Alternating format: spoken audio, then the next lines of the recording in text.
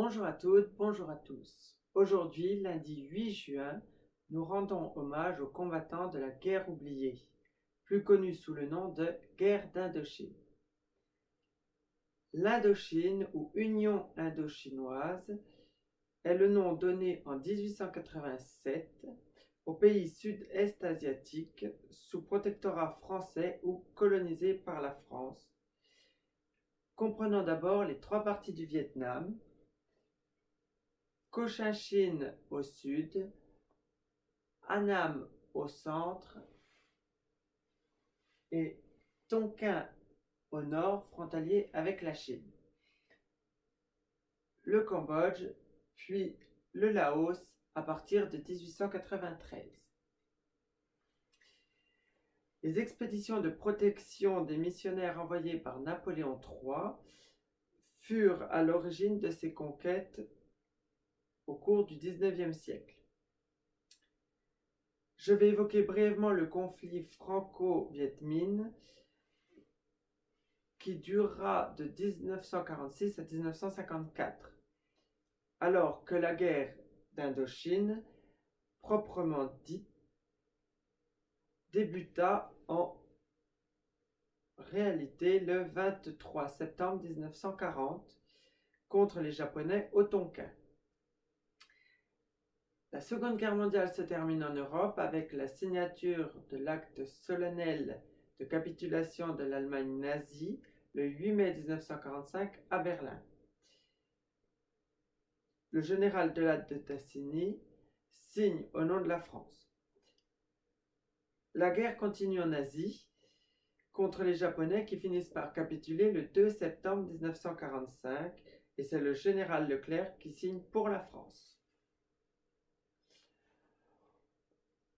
Ce même jour, Ho Chi Minh, leader du Viet Minh, donc Parti communiste indochinois, proclame l'indépendance du Vietnam, donc la République démocratique du Vietnam, que l'on voit ici.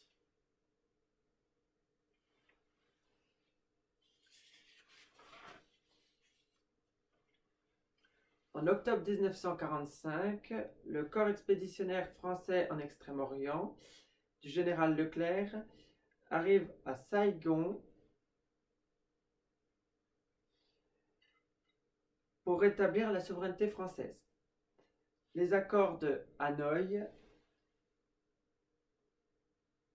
le 6 mars 1946, reconnaissent le Vietnam comme un État libre mais non indépendant au sein de l'Union française. Rapidement, c'est l'impasse puis la guérilla.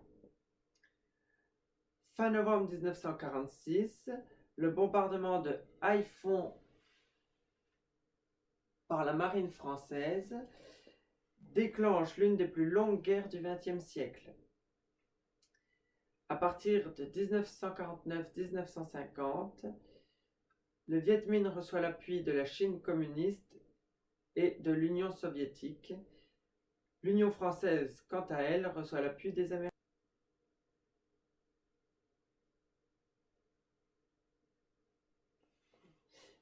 En 1950, la situation militaire devient extrêmement dangereuse pour le corps expéditionnaire au Haut-Tonkin, proche de la Chine, désastre de Cao Bang,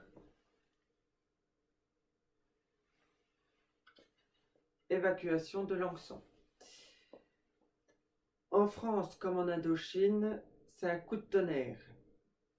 Tout le Tonkin est menacé.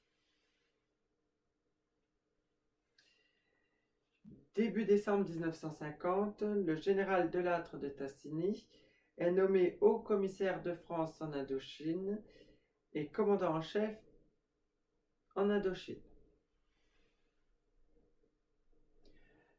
Son fils, Bernard, combat au Tonkin depuis 15 mois.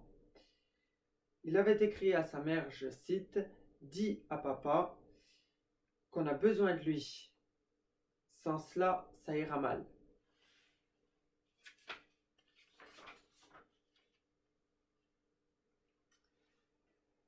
L'arrivée du général Delattre représente un nouvel espoir pour l'Union française qui a besoin d'un chef digne de ce nom. Il s'emploie immédiatement à frapper les esprits. Aux officiers, il déclare : « Je suis venu pour vous, les lieutenants et les capitaines. Je vous apporte la guerre, mais aussi la fierté de cette guerre. Désormais, vous serez commandés. » L'année 1951 sera marquée par une série de victoires dues à son charisme et à son sens du commandement. Parallèlement, il entreprend le développement de l'armée nationale vietnamienne afin qu'elle puisse prendre progressivement la relève du corps expéditionnaire. Le roi Jean rétablit la situation au Tonkin et redonne confiance à tous, mais il le paye cher. Le 30 mai 1951, son fils unique, Bernard, est tué sur le rocher de Ninh Binh, au Tonkin, à la tête de son escadron vietnamien du 1er régiment de chasseurs. Cette mort héroïque porte alors le témoignage du grand combat mené à l'autre bout du monde par la jeunesse de France et vietnamienne. Parallèlement à son action sur le territoire indochinois, le général Delattre parcourt le monde pour tenter de trouver des soutiens et des financements. Partout, il s'emploie à vendre sa guerre. Partout, il essaie de mobiliser les énergies. Partout, que ce combat en forme de croisade pour la liberté soit conduit et gagné. Mais il va rendre son dernier combat le 11 janvier 1952, ravagé par la mort de Bernard. Il meurt à Paris à l'âge de 63 ans d'un cancer à la hanche. 4 jours plus tard, il est élevé à titre posthume à la dignité de maréchal de France. Les combats font rage jusqu'en 1954. Le 7 mai, au terme de 168 jours de combats furieux, le camp retranché de Dien Bien Phu tombait, submergé par les forces ennemies.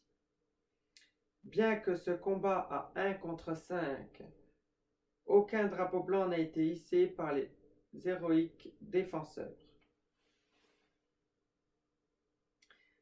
La fin de cette guerre est établie par la signature des accords de Genève les 20 et 21 juillet 1954.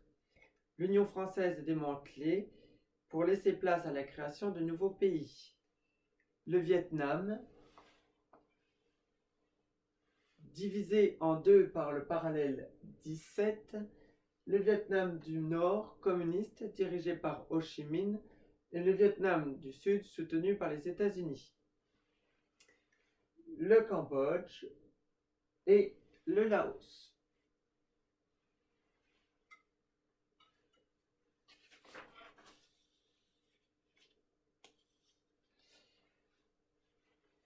Quelques chiffres sur cette guerre.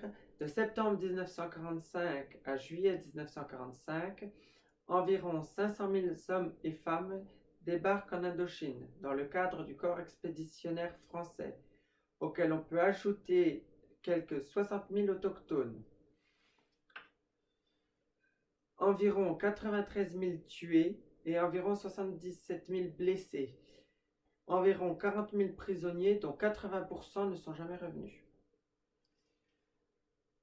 Un mémorial Extrême-Orient Côte d'Or est inauguré le 2 juin 2005, place Gaston Gérard à Dijon. 319 noms de Côte d'Oriens morts pour la France y sont gravés.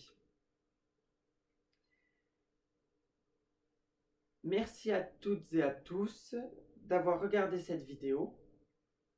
N'hésitez pas à la commenter, à la partager ou même à vous abonner gratuitement à la chaîne pour voir les prochaines vidéos. Une dernière petite information, à l'occasion du 70e anniversaire de l'année de Lattre en Indochine, 1951-2021, et du décès de Bernard Delattre, la Fondation Maréchal Delattre Côte d'Or organisera en 2021 une exposition sur l'Indochine et une conférence sur Bernard Delattre. À bientôt! Pour les couleurs, pour la gloire, pour la France.